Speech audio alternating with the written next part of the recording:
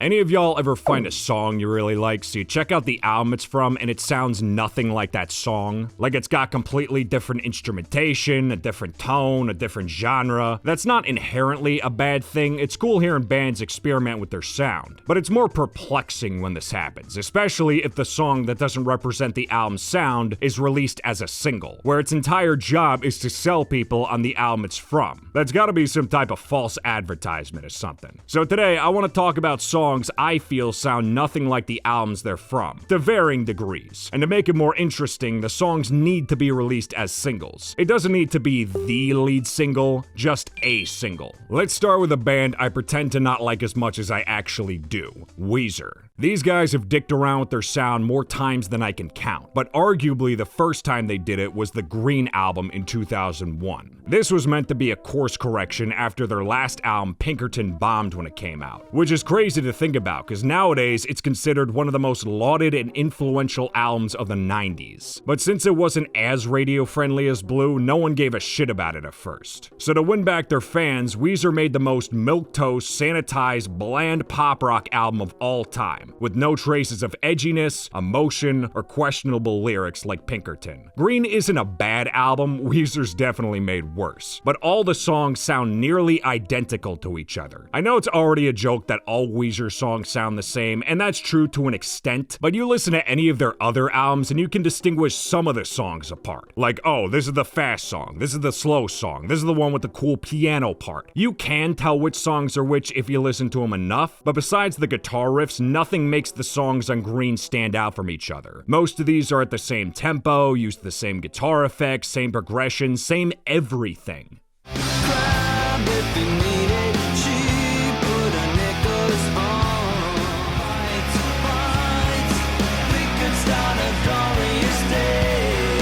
The only song that doesn't sound like everything else is Hash Pipe. You can argue Island in the Sun too, because it uses acoustic guitar and it's a lot more mellow, but Hash Pipe tonally is definitely more in line with Weezer's first two albums, especially Pinkerton. It's gritty, darker, it's the antithesis of the rest of Green.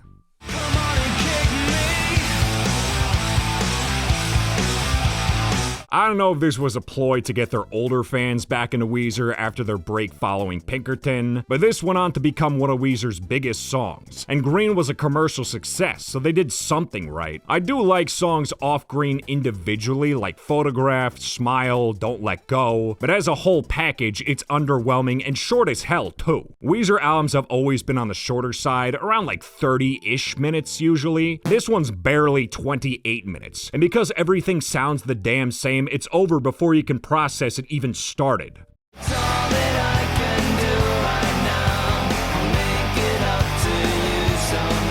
Again, Weezer's made worse, and if you just listen to the singles or some songs individually, Green can be a good time. But as a whole, it's definitely their most boring album, which maybe that does make it their worst album, because there's nothing worse music can do than be boring. And the last thing I ever want to call these dweebs is boring. Next we got Sour Girl by Stone Temple Pilots. This is from their fourth album, number 4. This is my favorite STP album. I'll go into it more in a Stone Temple Pilots themed video you'll see soon-ish, but number 4 feels like an amalgamation of all the different types of styles and sounds STP had by then. I know there's a stigma they sound like a Pearl Jam ripoff, and their first album Core is guilty of that, yeah. But the good 90s albums, Purple, Tiny Music, number 4, those show off how versatile these guys are as musicians. And because of that, number 4 is a very dynamic album. It starts out hard with the first couple songs. They're kind of reminiscent of their early stuff, but in drop D.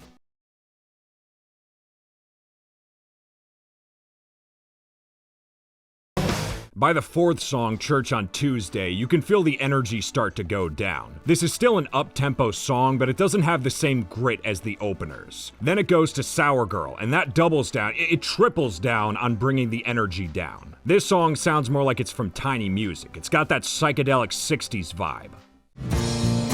What would you do? Then it gets loud again for the next couple songs. These ones kind of sound like Purple to me, like No Way Out's bluesy like Silvergun Superman. And then it goes back and forth again till the closer Atlanta. This has always been one of my favorite STP songs. It makes you feel like the main character in a Western movie. She lives by the wall.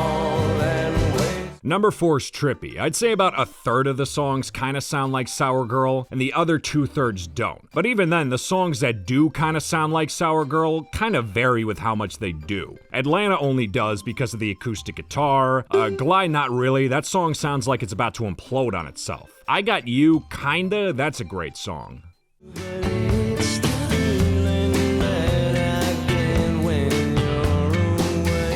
None of this is a bad thing. I love number 4 because it's got so many flavors. But if you listen to it and you're someone who only knows Stone Temple Pilots for their big hits, don't be disappointed when it doesn't sound like Pepsi Crystal Pearl Jam. On the subject of Stones, next is Make It With You by Queens of the Stone Age. This sounds like a typical Queens of the Stone Age song, even though it's a cover, but it doesn't sound like the album it's from, Era Vulgaris. I wouldn't say this is a genre shift album. It's still got plenty of the band's eccentricities, but a lot of the songs have more of an electric industrial sound to them.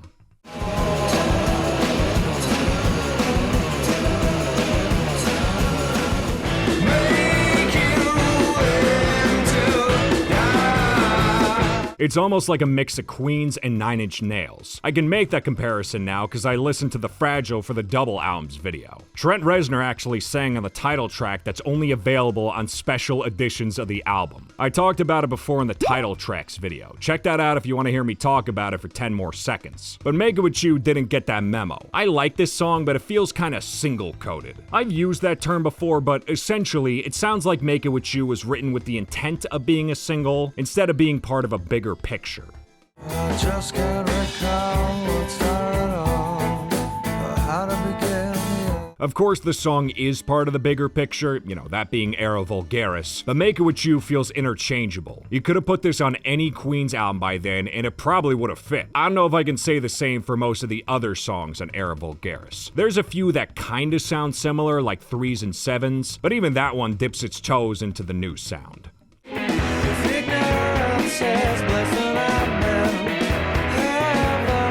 I like Era Vulgaris as a whole, but it feels inconsistent. It's got some of my favorite Queen songs like Suture Up the Future and River in the Road, but it's also got songs I skip whenever I listen to it. And to be honest, Make It With You is one of those because of how much it sticks out. It's not even the most extreme difference, but it's still enough to affect the experience. You want to see an extreme difference though? More Than Words by Extreme. This is a song I'm sure most of us have heard at least once. And for those who have heard this song, know it's pretty mellow and stripped back, you know, just have an acoustic guitar and vocals.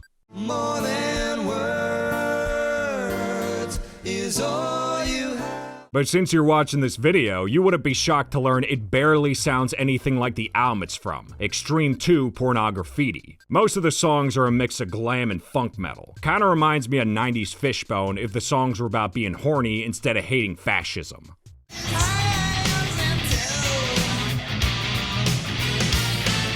There's a few songs that end with an acoustic guitar strum like the title track or Song for Love, but the only other song with any semblance to More Than Words is When I Kissed You. And even then, that one's jazzy, so it's not in the same style as More Than Words, but it has more in common with that song than the rest of the album.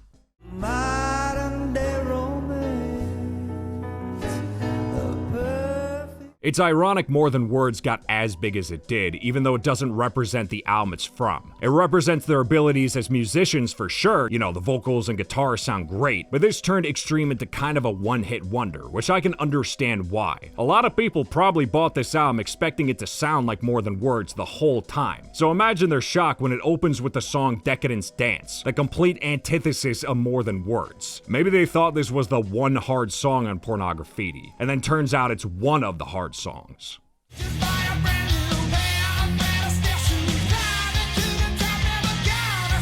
As for the album itself, it's alright. Some of the songs are kinda long, so I wouldn't recommend listening to the whole thing in one sitting. And even though I described it as glammy funk metal, there's definitely more of an emphasis on the metal than the funk. There's some nice grooves on here, but I feel like I've heard some of them before. And overall, Extreme sounds a bit flavorless compared to other late 80s and 90s funk metal bands like Jane's Addiction, Fishbone Again, or the Chili Peppers. Speaking of them, next we got Can't Stop by the Red Hot Chili Peppers. I know I just talked about Stadium Arcadium in the Double Albums video, and I'm supposed to space out how much I talk about these guys, but this seemed like too good of an opportunity to pass up, because I get to talk about their album By the Way. This chapter close one. Smoke rings, I know you're gonna blow one.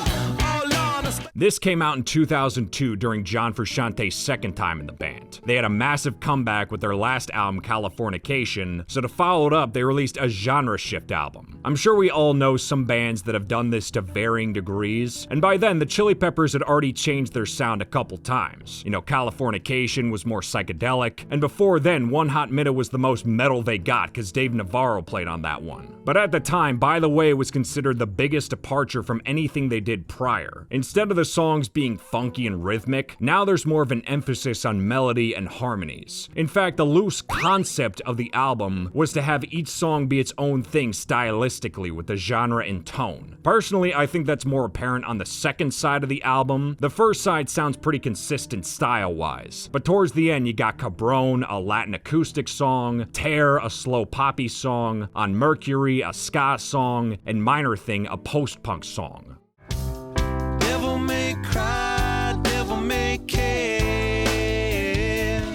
I change key from city to you say to me, it's just a minor thing, yo. There's only a few songs on By the Way that retain that funky Chili Peppers sound, like the title track, Throw Away Your Television, and Can't Stop. So it's kind of ironic it became one of their biggest songs. It's been their opener for like 75% of their live shows over the past 20 years. You always hear some dickhead playing the bass line at Guitar Center, but then it's doubly ironic when you realize Can't Stop is kind of an inverse to Under the Bridge and Blood Sugar Sex Magic. How that's an extremely melodic song from an album that's the literal textbook definition of what the Chili Peppers sound like. Overall, I think By the Way is a great album, but I consider it to be a John Frusciante album featuring the Chili Peppers. He had way more control over the writing process compared to Flea, which caused a lot of tension between them and almost made him quit the band twice during this time. It's kind of weird listening to it knowing Flea was getting steamrolled. In fact, some of the bass lines sound kind of phoned in, like when he's playing the same thing the whole time on This Is the Place or Don't Forget Me.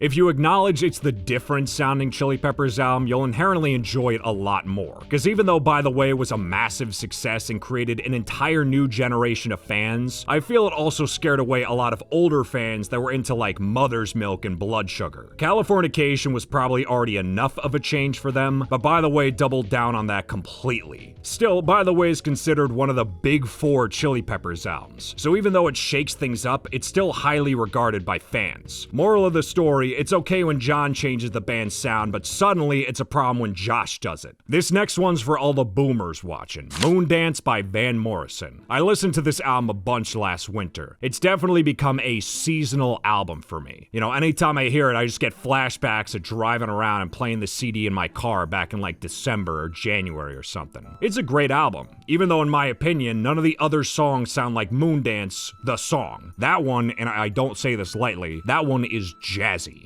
Then I know how much you want me that. There's a couple songs that come close to sounding like it. These Dreams of You is kind of bluesy. Jazz and blues are related, I think. It's got a harmonica and organ part I like, but it's not as sly as Moondance.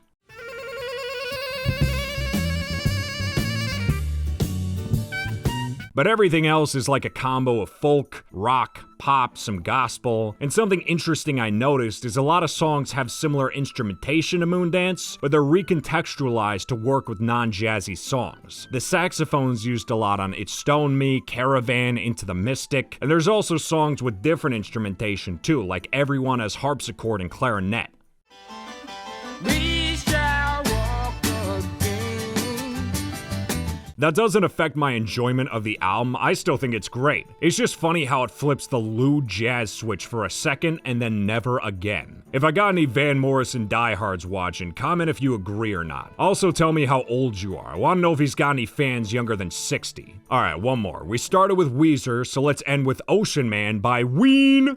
Ocean man, take me by the hand, lead me to the land. I've been meaning to listen to these guys for years. Like a lot of Zoomers, I discovered Ocean Man through the SpongeBob movie, and then rediscovered it through all the unfunny memes people made of it in 2018. And even back then, I kinda knew most of their other music didn't sound like Ocean Man. You know, Ween's considered an experimental band, which nowadays that term can mean a million different things to a million different degrees. But I checked out the album Ocean Man's from, the Mollusk, and yeah, they earned that title. This album's a kinda similar situation to By the Way, where most of the songs are in completely different genres or styles. You got psychedelic songs like Mutilated Lips and Polka Dot Tail, prog songs like the title track. You know, the vocals got that Genesis sounding, oh, wandering through the whimsical garden in 7/4 inflection, and punk songs too, like I'll Be Your Johnny and Waving My Dick in the Wind. But that one's got more of a southern thing going on. It sounds like the King of the Hill intro.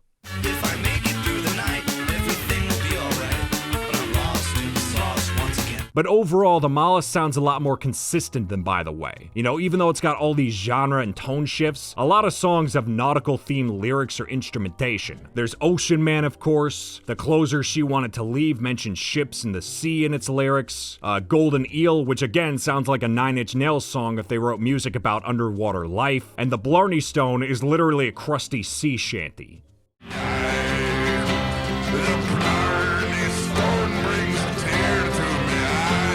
Overall, I really like the Mollusk. I'm glad nothing else really sounds like Ocean Man, at least on a surface level. There's some traces of it in the other songs, but it's cool to see how weird and experimental these guys get. Like, I audibly laughed out loud multiple times while listening to it because of some crazy change during or between songs, or just getting caught off guard. Let me know if I got any diehard Ween fans watching, and what album I should listen to next. I didn't realize until a few years ago, there's a lot of y'all out there. In fact, a coworker at my old job had a tattoo of their logo on her arm. Sadly, most people who saw it confused it with the Radiohead logo. That's embarrassing. Alright, that's enough of these sound unalikes. As always, thank y'all very much for watching. Let me know if you agree with these picks and any other songs that don't sound like their albums. Again, that doesn't say anything inherently bad about the album's quality, it's just a weird phenomenon when it does happen. Shoutouts of course to my patrons, and I'll see y'all next time to talk about bad Coldplay albums.